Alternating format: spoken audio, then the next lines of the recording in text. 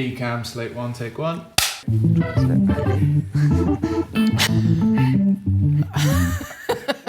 Like a musketeer. It always works. Like the Three Musketeers. Yeah. There we go. Nice to see you all. And you. And you. And hello, I'm Pascal, the director and co-writer of Portraits of Dangerous Women, but you guys know that. Yes. Just doing that for the audience.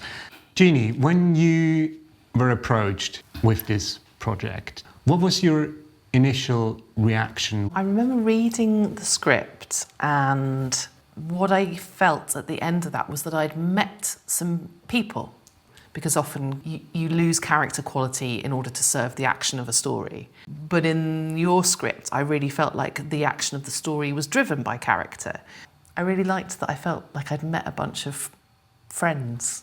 Do you remember reading the script for the first time? I was instantly drawn to Ashley because I've never read a part where she's so random, vulnerable, reckless, passionate at the same time, curious. She just reminded me of me a lot. And I just loved how she was just unapologetically herself. I got to read a character where I'm just seeing who she is and the beauty in those moments. Steph, to me, reads as a massive optimist, like almost Pollyanna-ish, like she's always going to try and look on the positive side. She's a mess, like a real work in progress, and she's not afraid of sort of taking stuff on and looking things in the eye. It was lovely to play somebody who was complicated and messy and not a victim. What I love, to expand on what you both said, you know, this sort of collage of characters that to all intents and purposes shouldn't really be in the same room, but somehow are, and then once they are, learn an awful lot from each other. It's about people trying to make connections and share and, you know, overcoming their loneliness or their sense of ridiculousness, let's say, and recognising that. We'll make it work is a good... Yeah. That's a good sort of tagline for what happens when the three, or four with Mark as well, disparate characters sort of meet, and then you have the problems of what to do with the dog and what to do with these different people and how they are sort of, their lives are starting to overlap. Like, we'll make it work. Where does the danger then come in? Because it's obviously in a title. Do you think these women are dangerous, and if they are so, what did it mean to you? In a way, it's not literal dangerous women. It's about a bunch of women who all don't conform. You come across them and they're unexpected. They take risks. They're characters who are dangerous in the fact that, they don't conform to societal norms. They're all different and come from different places.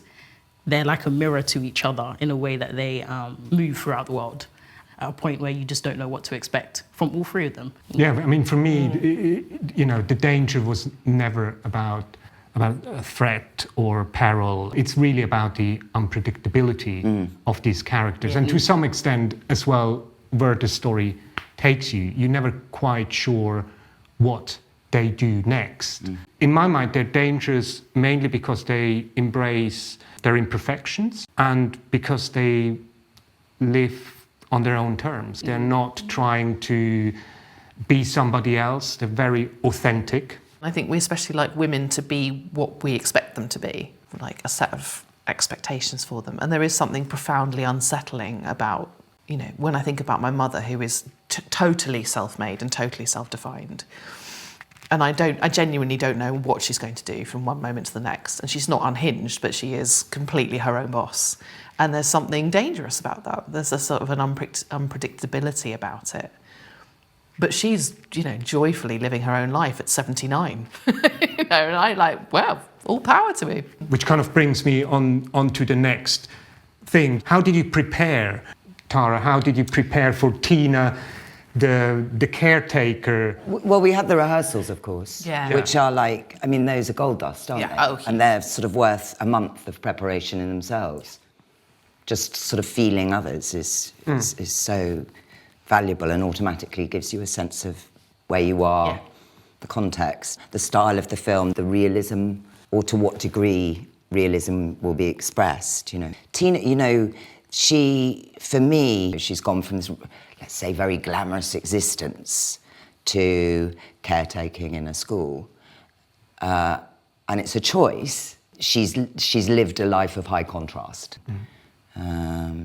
She's got a very strong inner world, I would say. I think they all have this well-developed imagination. And I think that's also what makes them dangerous, is that I think, the imaginative mind can be incredibly dangerous to society.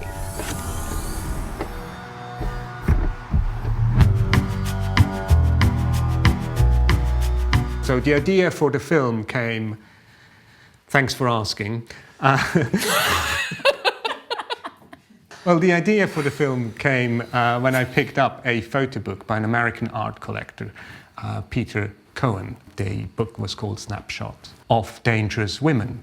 I expected some mugshots, or at least pictures of female criminals. Instead, it was a collection of quite random pictures of women doing more or less risky things. What really stuck with me was the energy of those photographs. They were playful and mischievous. And looking at these women, I sort of had this desire to connect them somehow, to imagine a world where we could actually hear and see them. I think that's what really interested me and my co-writer, Stefan Teuwissen, the relationships that could emerge from these characters and the idea of what might happen when three very different women at very different points in their lives suddenly find themselves thrown together. You coming? We didn't have trailers or No. green rooms. I mean, it's so the only place you guys could hang out was the set. Yeah.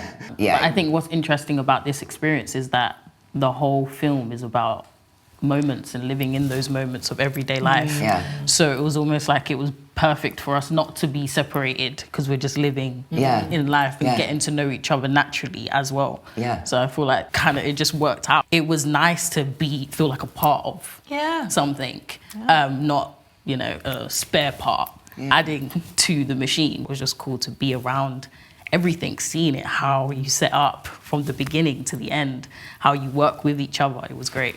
And then everyone that came on, all the characters that came on, they all had that. They all did. It was Annette Badland, And Sheila Reed, Joseph, Marcel. Annabelle. Yeah.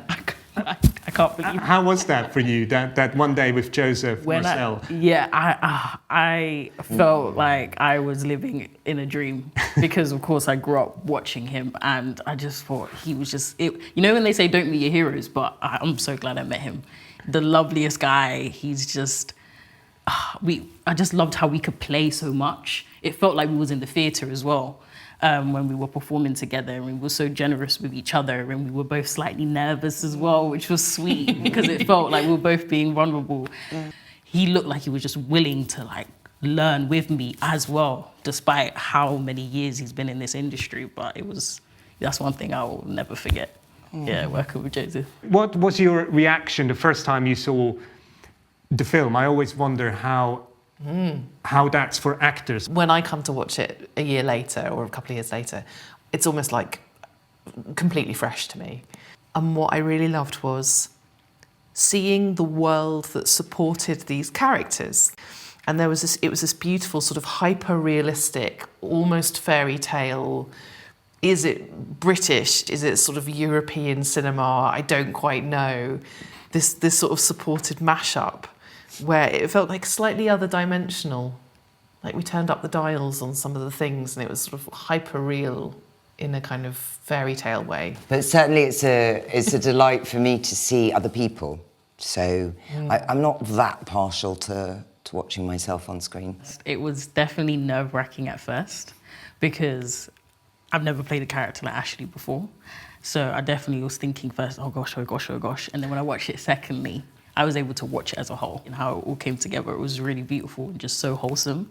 I haven't watched a film like that before, to be honest, where you're just enjoying every single little moment and the nuances behind it. And yeah, it was just a really nice feeling.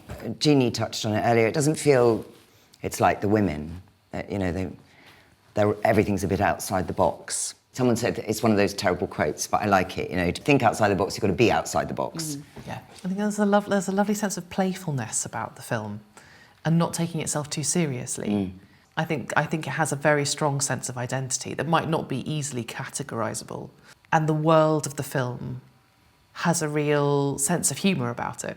I also felt like it was honest with no agenda. There's so many characters in this film where you don't have to get them, but you know that they're different. They're wacky. They have something about them. I don't know if I really get them, but if you spend time with them, you get to know who they are. And I think that definitely represents just all of us in a way as well. Like, you know, who knew like we would all get along so well as well, all from completely different backgrounds. But yeah.